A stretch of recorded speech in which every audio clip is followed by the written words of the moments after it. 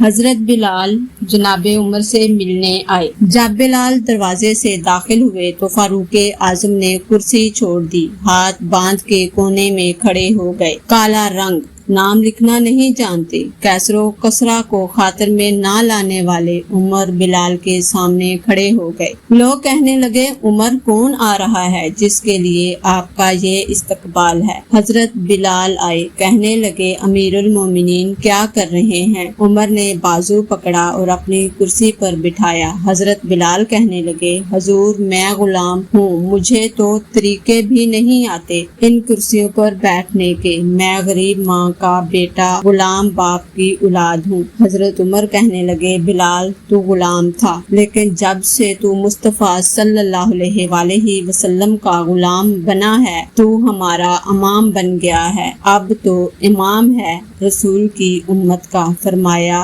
مجھے وہ دن یاد ہے جب مکہ فتح ہوا تھا، بت ٹوٹ گئے تھے، بڑے بڑے سردار تھے، اور میرے نبی صلی اللہ علیہ وآلہ وسلم نے فرمایا، بلال سے کہو کہ کعبہ کی چھت پر چڑھ کر اذان دے۔